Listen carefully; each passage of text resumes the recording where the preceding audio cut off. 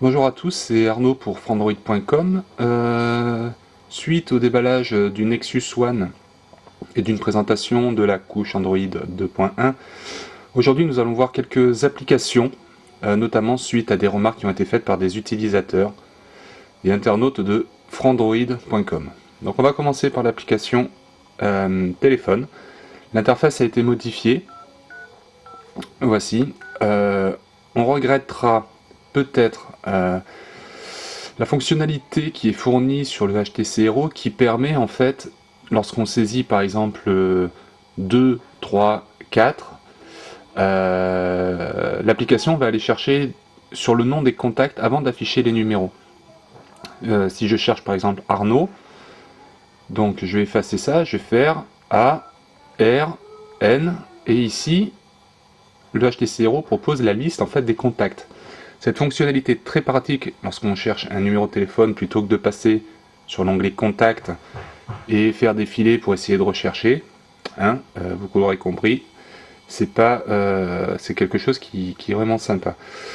Une des fonctionnalités également, c'est ceci, c'est lorsqu'on fait défiler ici sur la molette, en fait, on peut avoir l'indication sur l'endroit où on se trouve. Voilà. Des favoris, donc ça ne bouge pas. La liste des appels, ça ne change pas non plus. On peut rappeler un numéro, voilà, sans souci. Donc ça, c'était pour l'application téléphone. Pour l'application contact. Contact, hop. Contact, en fait, ça rappelle l'application téléphone. Voilà. On peut voir une fiche, on va prendre Ulrich, par exemple, de Frandroid. Alors Ulrich, il doit être à U, voilà, il est là. Donc on a toujours l'imagette, la petite image, voilà, donc on peut envoyer un email. On a un chooser pour savoir si on veut envoyer un nouveau message via Gmail ou via les emails, donc mon compte, un compte qui est en IMAP, ici. Qu'est-ce qu'on va avoir d'autre? Gmail, rien de particulier, hormis le fait, comme je vous l'ai déjà montré, la possibilité d'avoir plusieurs comptes. Donc plusieurs comptes Gmail. Possibilité de mettre une signature, de gérer la suppression par lot, effacer l'historique. On a le droit à tous les libellés qui sont disponibles donc sur votre compte Gmail.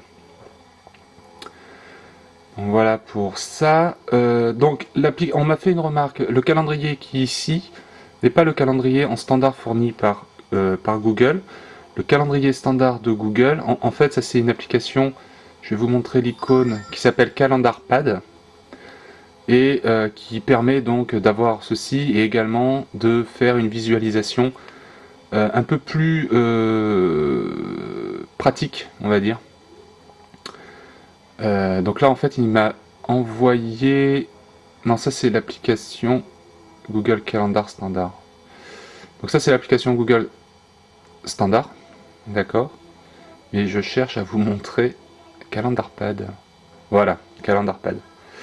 Je sais pas si c'est lié à au Nexus, mais l'application ici a un bug, elle affiche quelque chose en haut qui est pas très joli. Donc c'est propre vraiment à l'application et à l'application qui fonctionne sur ce Nexus. Enfin sur ce Nexus, sur le Nexus en général. Donc voilà, donc ça c'est un widget qui n'est pas le widget standard fourni par Google. Si j'ajoute donc le widget standard, il se trouve agenda, voilà. Donc ça change rien par rapport à l'ancienne version. Le design a été retouché cependant. On veut supprimer, ça n'a pas changé non plus. Qu'est-ce qu'on a d'autre? On m'a parlé de l'application. Alors l'application calculatrice, je crois qu'elle n'a pas... Oui, elle a été modifiée et on voit d'ailleurs ici un petit défaut. Le effacé n'est pas écrit en entier. Il est un peu écrasé. On a toujours la fonctionnalité avancée. Voilà. Donc maintenant l'application audio. Alors, le audio qui se trouve, ça doit être musique, voilà.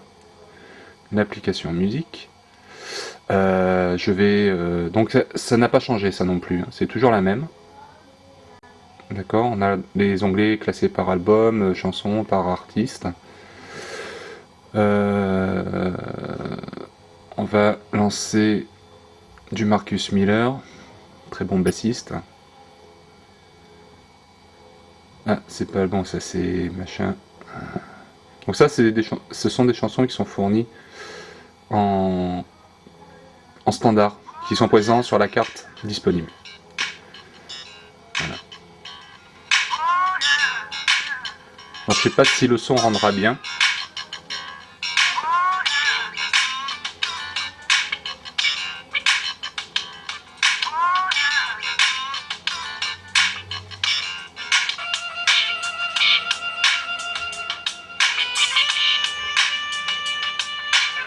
Donc voilà pour l'application musique. Qu'est-ce qui n'a pas été montré? Donc un peu les paramètres. Alors hier, lors d'une précédente vidéo, j'ai dit une erreur, à savoir, on a fait un test hier pour savoir quelle était l'utilisation de la batterie avec un fond d'écran animé et un fond d'écran qui n'était pas animé. J'avais fait un test en fait, on affichait d'abord donc le fond d'écran animé qui affichait 4%, j'avais remplacé par un fond d'écran statique et on avait toujours 4%. Et j'ai dit par erreur que en fait on pouvait changer animé ou pas, ça consommait la même chose. Bien entendu, ceci est une erreur puisque les informations affichées ici en fait c'est, on va dire, un cumul sur ce qui a été consommé par la batterie. Voilà. SMS vocaux, ben, personnellement, moi il n'est pas configuré. On peut écouter un échantillon si vous voulez. Voici un échantillon de synthèse vocale en français. Donc, je ne sais pas si vous aviez... Voici un échantillon de synthèse vocale en français. Si vous aviez essayé sur les anciennes versions, l'échantillon était beaucoup moins fluide et la voix était beaucoup plus robotisée. Là, je suis assez surpris, on va dire, de la qualité. Qu'est-ce qu'on va voir d'autre? Les comptes et les synchros. Donc, ce que je disais hier, on a le compte Gmail par défaut, le compte Facebook. On peut définir la synchronisation automatique. Je peux faire ajouter un compte. Et ici, je peux voir qu'il y a Microsoft Exchange ActiveSync. Donc pour ceux qui veulent synchroniser leur calendrier, leur mail avec une boîte Exchange, notamment pour les sociétés.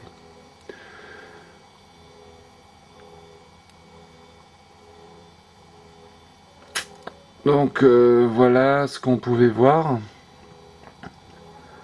Voice qui est un service qui n'est normalement disponible qu'aux États-Unis, donc qui permet en fait de lire vos SMS de manière vocale. Alors je ne pense pas qu'ici ça puisse fonctionner, on va essayer, mais parce que j'ai un compte normalement rattaché. Voilà, il me dit que je peux y accéder. Par contre, je pense que sur la vérification du numéro, il va y avoir un problème. Alors on va tester. Bon, on va faire un truc simple, on va mettre ça. On va mettre ça.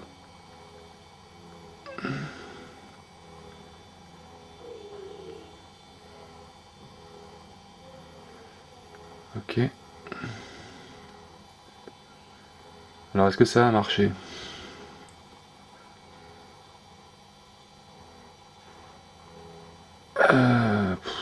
Allez, hop.